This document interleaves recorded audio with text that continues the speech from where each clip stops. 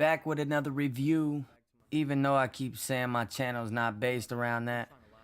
But I just recently purchased the Elgato HD60, and I'm going to do a comparison video between that and the Agptek that I did a review on a while back, which I rendered wrong, so I wouldn't even pay attention to that video. So right now I'm going to throw gameplay with the Agptek in the background and tell you its pros and tell you its cons.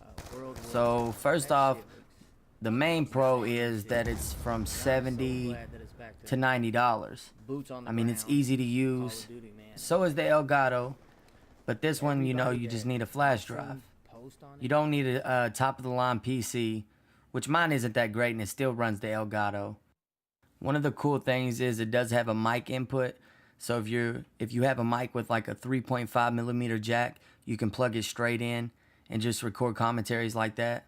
I'm not sure if it mixes with the video or it, you know, separates the files like the Elgato does. And definitely a big pro is if you have a slower PC, you're saving it on a flash drive, so therefore you're not taking up hard drive space or anything like that. Now to the cons.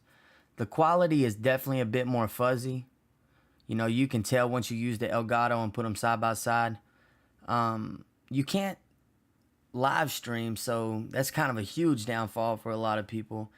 There's also no flash recording, so if you miss a game without hitting the record button, you're hit. You can't find the game.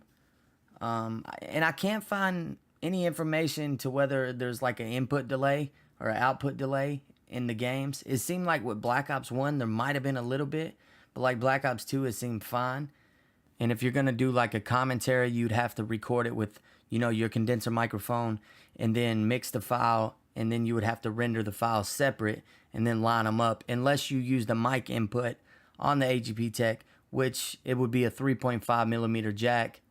So I'm not sure how great of quality you would get unless you found a good mic with a 3.5mm jack, which I honestly don't think they have many out there. And even if you find one, that's more money you're gonna have to spend out of your pocket. But my conclusion on the Agptek, it is a good capture card, man. For starting out, like, I loved it. Like, I still do. I'll still use it just because of the simple fact that, like, the quality is almost on point, but, like, you'll be able to tell the difference in just the resolution as far as, like, just little things off in the distance, you know, like details and things like that. But for the money, if you're just trying to get gameplay out there and you're not trying to break your pockets, you're not taking YouTube serious or anything like that, definitely buy this. Now let's talk about the Elgato. I mean, all I can say is it's great quality from the start, and you can do a live comm off any mic hooked to your PC. You know, it's an easy to use program that come with it. You download it off their website. You know, it has your input, the mic you want to use, what level you want the mic set at. There's no telling how many times with the Agptek I forgot to press record and then missed the game. But with this, you know, there's flashback recording. You can edit the brightness and contrast before the game. You know, once again, live stream. And you can also upload your video right after you're done recording your session with, you know, your commentary in it. Great control, like on the game volume and your mic. And plus, honestly, man, you don't even really need to add effects or brighten it up. I mean, you can, of course, if you want your video just to shine. But, like, if you're just trying to record a quick gameplay or a funny moment or something, you're just trying to put it out there, you can do it straight off the Elgato, straight to YouTube. Now, the cons. I did find a couple, but not too many. You do need, like, a decent PC. Not great, but okay. Like, my PC, it's got like 8 gigs of RAM, which that's nothing because I just popped them into a standard computer.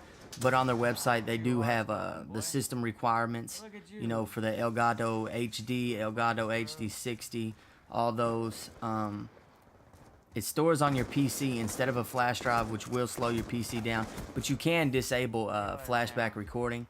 So if you don't want all that storing on your game, I mean, if you're having a bunch of bad games one day, you of course don't want all them storing. But I mean, you can go into videos and delete it. So it's fine like that. And it's a bit more expensive, but I mean, it's worth the money, definitely. So would I recommend the Agptek? Yes. Would I recommend the Elgato? Yes. Which one is better? The Elgato. Which one is cheaper? The Agptek. Balling on a budget, go with the Agptek. If you got the extra cash, go for the Elgato. Like, it's great quality. It takes less to edit, honestly. Like, you don't have to worry about, oh, I gotta pop out the flash drive, and what if I bend the flash drive and break the Agptek? They're about the same size, honestly. But you don't have to worry about a flash drive popping in and out all the time and having to put it in your PC. But for a lot of people, that's also a plus because your game system isn't always right beside your PC or your laptop, so you could edit or render your videos while you're, on your laptop somewhere.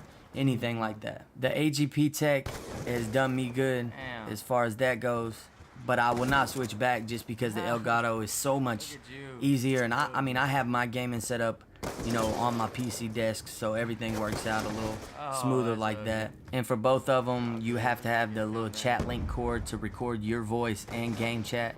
So either way you look at it, you have to buy that if you're trying to record, reactions from someone or something like that. So you be the judge, and whichever one seems to fit your budget or your likings, go with that.